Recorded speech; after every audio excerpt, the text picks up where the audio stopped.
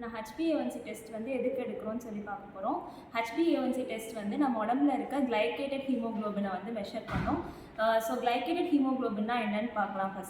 First diabetes இல்லை blood sugar அப்படிங்கிறது என்னென்னா, நம்ம உடம்புல நம்ம சாப்பிட்ற உணவுல இருந்து குளுக்கோஸ் இல்லைனா சுகர் வந்துட்டு நம்ம செல்ஸ் வந்து எடுத்துக்கும். உடம்புல இருக்கிற செல்ஸ் அது எதுக்குன்னா, நம்ம வேலை செய்கிறதுக்கான எனர்ஜி வந்து அந்த குளுக்கோஸ்லேருந்து தான் கிடைக்குது. இதுக்கு மெயின் ஹார்மோன் வந்து இன்சுலின் அப்படின்னு ஒரு ஹார்மோன் தேவை. பேங்க்ரியாஸ் செக்ரீட் பண்ணுற அந்த hormone beta cells of pancreas வந்து ஆஃப் லாங்கர்கன்ஸ் வந்து இந்த ஹார்மோனை வந்து செக்ரீட் பண்ணுது, இன்சுலின் அப்படிங்கிற ஹார்மோன். சப்போஸ் இந்த இன்சுலின் அப்படிங்கிற ஹார்மோன் ஒருத்தவங்களோட உடம்புல கம்மியாக இருந்தாலோ இல்லை இன்சுலின் ரெசிஸ்டன்ஸ், அதாவது அந்த செல்ஸ் நம்ம செல்லால் அந்த இன்சுலினை அப்டேக் பண்ண முடியல அப்படின்னாலும் டயபெட்டிஸ் வந்து வரும்.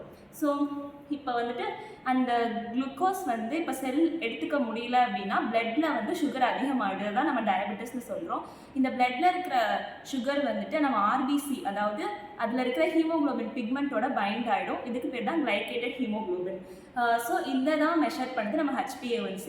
அதாவது HbA1c வந்து ஒரு average blood sugar last 2 to 3 மந்த்ஸில் இருக்கிற ஒரு ஆவரேஜ் பிளட் சுகர் தான் மெஷர் பண்ணும்.